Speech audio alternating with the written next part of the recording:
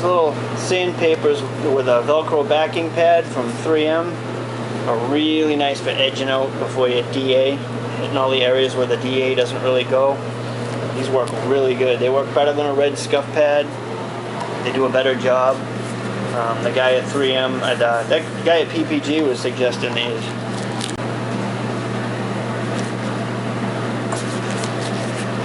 Nice little foam backing. Works really good.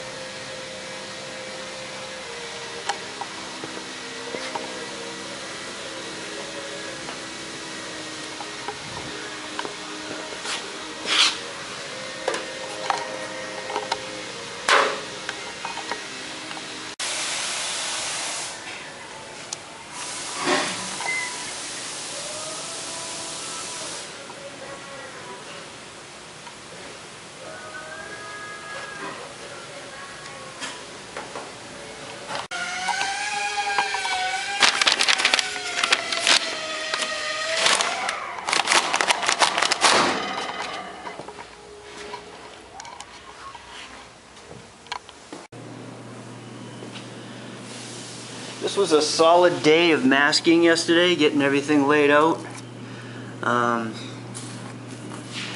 We used a soapy water spray-on solution for the stencils on the hood, just to get them positioned, and then you squeegee them out.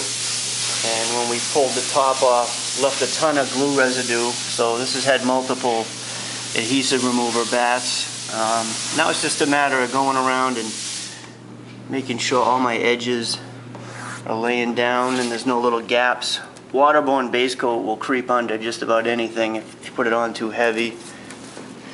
I've been using a DeVilbiss Technigun for base coat lately, and it came with a nice little smaller tip than usual. I'm going to put that on and go dry coats. And it's going to take a few. I'm going to go GM code 41. Oh, little glue residue there. I got to clean that again.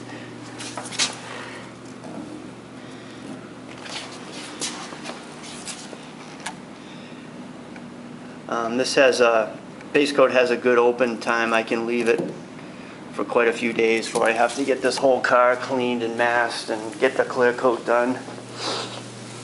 Putting an interclear down was definitely the way to go for this strike kit. Oh, I'm gonna clean a couple more spots, I think, and start laying some black down.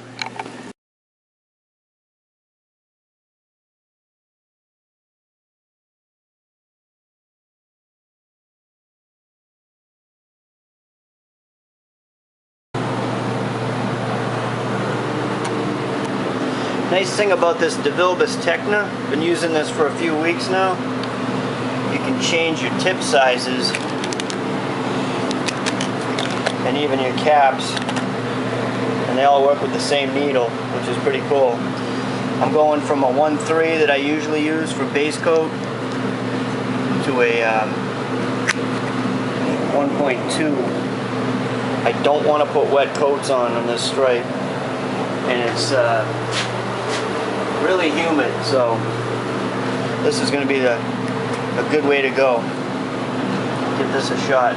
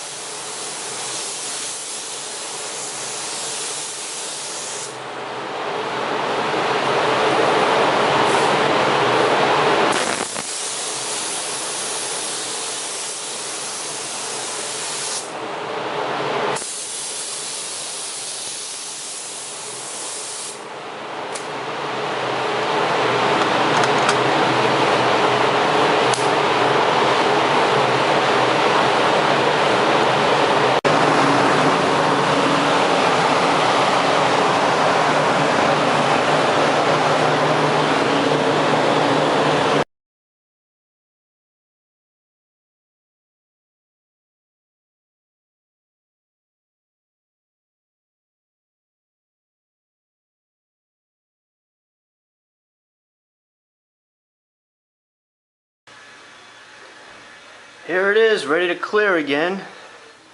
It's been the stencil kit left a lot of glue residue in some areas. Not the worst I've seen, and I had missed a spot.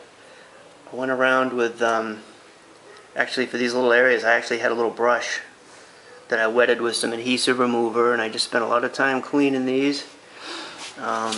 Some of these corners where I had to attach the different sections of the stencil were a little funky, so I went around with some fine line and a brush and just kind of cleaned those corners up a little bit as best as I could.